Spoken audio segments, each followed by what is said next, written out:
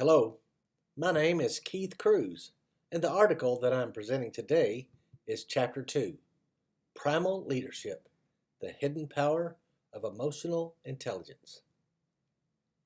What is the most important quality of a leader? Is it the ability to plan or strategize? Being smarter than a third grader? Is it the ability to have a clear vision, or perhaps being able to prepare an awesome PowerPoint presentation? No, each of these are important components of leadership, but without being able to tap into people's emotions and moving them toward a desired direction, you can throw all of the others out the window.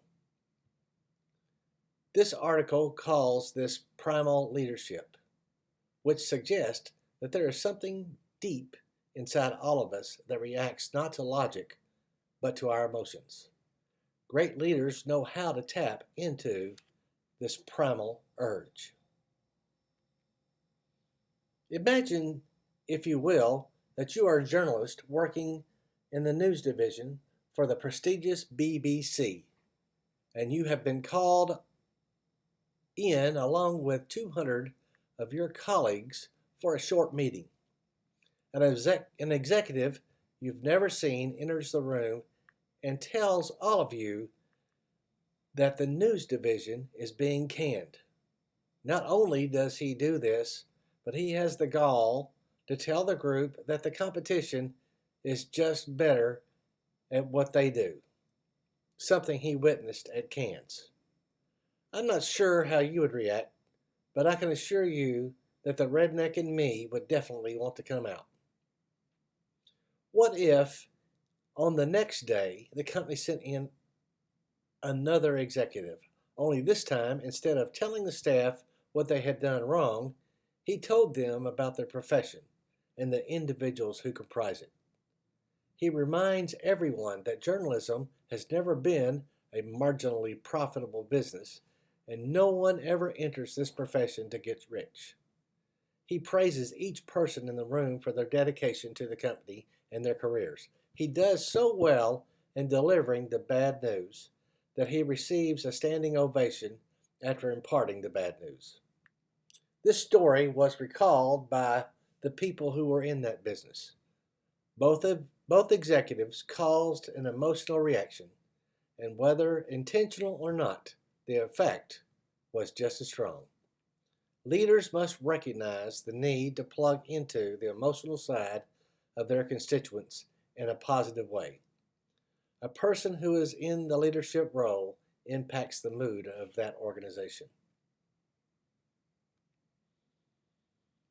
To paraphrase from the article, leaders have always played a primordial emotional role, no doubt humankind's original leaders.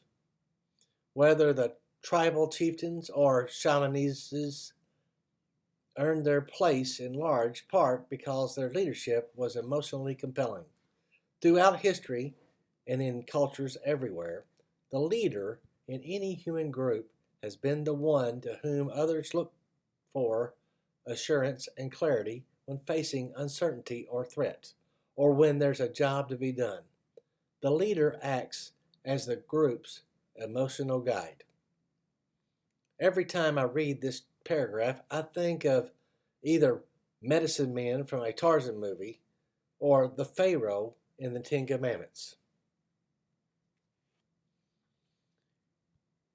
In modern day, you see leaders emerge when a group is faced with a problem or adversity, and someone just seems to rise to the top, often because the others in the group recognize that that person has the ability to get the others to act. The emerging leader is the person who inspires the emotions of the group. When a leader moves the group in a positive direction, people start to feel positive in their decisions and action. Because of this, they try harder, they stay longer, and they make more of an effort to support the organization. This is called resonance.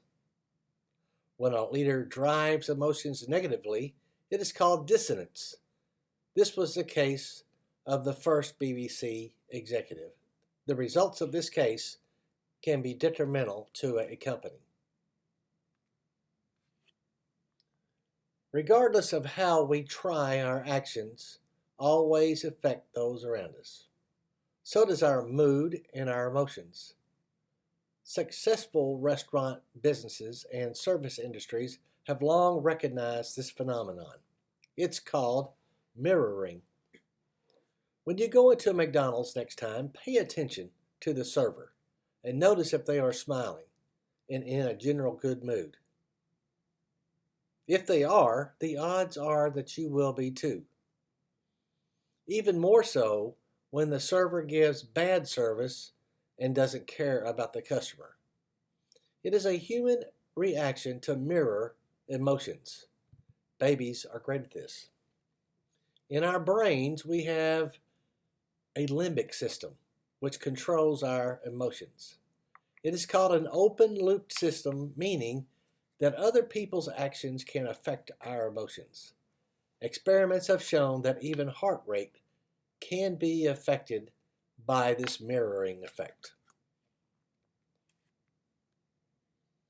As managers, it is important that we have emotional intelligence when interacting with those around us. Contagion is the term used to describe to the transferal of not just diseases, but also emotions. The leader sets the tone for the organization even when he is not seen. Everyone watches what the boss is going to do. He or she sets the tone for the day, week, or month. Leaders typically talk more than anyone else. What they say is listened to by their subordinates. Leaders usually are the first to speak out on a subject. When others make comments, their remarks most often refer to what the leader has said, more than anyone else's comments. Because the leader's way of seeing things has special weight, leaders manage meaning for the group. Unless a manager, boss, owner, or leader fully understands how emotions control the tempo and pace of the organization and the components that go into these emotions, they will never be able to get the most out of their organization. It is important to remember that moods impact results. Have you ever tried to study while someone is texting you? The TV is on with the volume turned up and someone is talking at the same time? It can be very disruptive. Moods can be disruptive as well if they are the result of an emotional episode. Although moods may seem trivial, they are often misinterpreted. Moods also tend to skew our perceptions of situations and memories. When people are in good moods, they have a brighter outlook on life and situations and tend to see things, even not so good events, in a positive light. Bad moods have a same effect, and like ripples in a pond, the mood can radiate outward. Emotional hijacking is when events, emotions, and moods keep a person from focusing on a task at hand. Stress, distress, trying to guess what mood a boss is going to be in, or perhaps avoiding people because of their mood, destroys focus and productivity. In conclusion, when people feel good, they work at their best. The successful leader will be the person who can understand the role of emotional intelligence within the organization. Thank you.